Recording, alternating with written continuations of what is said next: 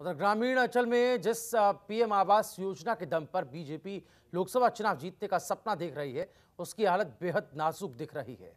छत्तीसगढ़ में प्रधानमंत्री आवास योजना का ठीक से क्रियान्वयन न होने के कारण गरीबों को अपने घर का सपना अब अधर में लटकता दिखाई दे रहा है। इस योजना के तहत गरीबों के लिए पक्के मकान का निर्माण कराया जा रहा है, लेकिन इनके निर्माण में कुछ जनप्रतिनिधियों के सेंध लगाने के मामले अब सामने आ रहे हैं। का मिला 25 का मिला, मेरा कार्ड दिया है, कारण क्या है? 3 साल से चक्कर लगा लेकिन उनका कोई सुना नहीं। प्रधानमंत्री आवास योजना के तहत 2022 तक देश में सभी लोगों को छत देने की बात कही जा रही है। इसके लिए लक्ष्य और उसके पूरा होने के आंकड़े भी पेश किए जा रहे हैं, लेकिन जमीनी हकीकत क्या है उसे देखकर आप दंग रह जाएंगे। गरीब अपने आवास के लिए अधिकारियों के चक्कर काटने के लिए मजबूर हैं। लाभार्थियों को उस योजना का लाभ नहीं मिलने से परेशान होकर खुदकुशी करने पर मजबूर होना पड़ रहा है। यही नहीं, जिम्मेदार अधिकारी अपने चहेतों को आवास दिलाने के लिए जिंदा लोगों को मृत घोषित करने से भी बाज नहीं आ रहे हैं। जी हां, यहां छत्तीसगढ़ के गरियाबंद में गरीबों के लिए आवास का काम जोरों पर चल रहा है और गरीब लाभार्थी अपने पक्के मकान का सपना संजोए बैठे हैं। वहीं इन गरीबों पर भ्रष्टाचार का चाबुक चला है, क्योंकि जनप्रतिनिधि आवास को पूरा कराने के नाम पर आधार कार्ड और बैंक के दस्तावेज अपने पास रख लेते हैं और जब सरकार लोगों के खाते में पैसा जमा करती है तब ये जनप्रतिनिधि लोगों से पैसा लेते हैं। इसी भ्रष्टाचार की भेंट चढ़ चुके दुधकेया के 50 साल के दुकालू साहू ने खुदकुशी कर ली। परिजनों ने खुदकुशी का जो कारण बताया वो जिला प्रशासन और खासकर बीजेपी के लिए कतई अच्छा नहीं है, क्योंकि दुकालू की जिंदगी सिस्टम की भेंट चढ़ गई है। 5 साल पहले उसे इंदिरा आवास योजना के तहत 45,000 रुपए मिले थे, लेकिन मिला हुआ अधिकतर रुपया भ्रष्टाचार की भेंट चढ़ गया और बचे कुछ रुपयों से मकान की नींव भर डल पाई, जिसके बाद उसके पक्के घर का सपना अधूरा रह गया और शायद वो इस सपने को भूल भी गया होगा।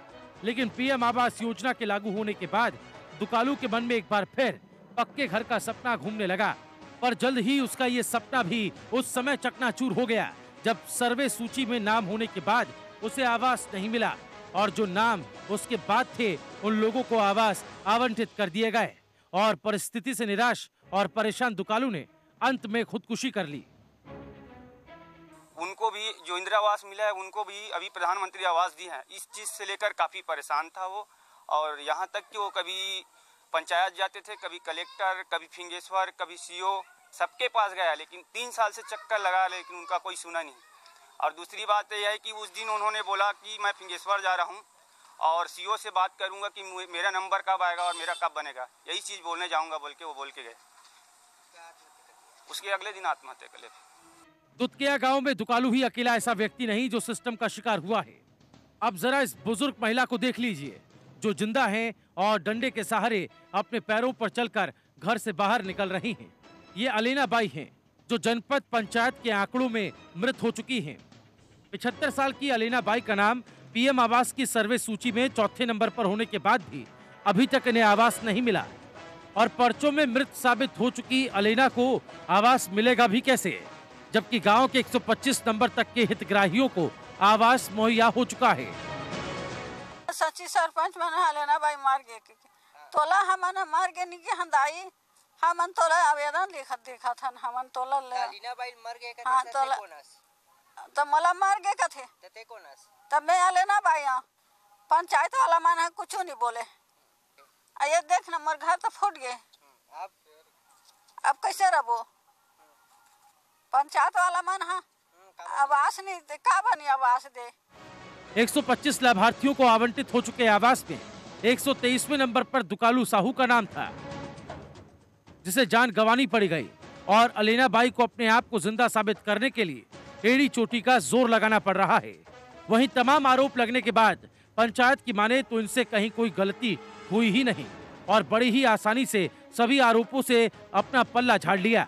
और तो और अकड़ देखिए जनपद पंचायत के एसी कमरों में बैठे जिम्मेदार अधिकारियों की इस बारे में बात तक करने को तैयार नहीं।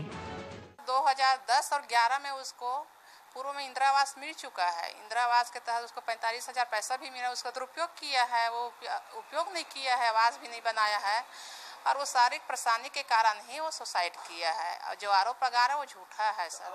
अरिंदा बाई का नाम तो हमारे सूची में है, उसका डॉक्यूमेंट भी मैं 2 बार जमा कर चुकी हूँ और अभी तक उसका पैसा नहीं आया है, उसको मैं नहीं जानती।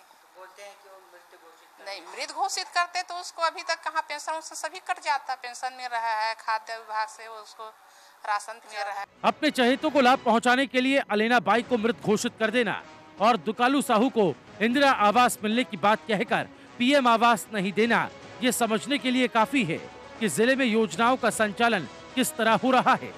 देश की बड़ी आबादी के पास खुद का घर नहीं है, ऊपर से सिस्टम की बेरुखी इन लोगों के लिए कोड़ में खाज होने जैसी हो गई है।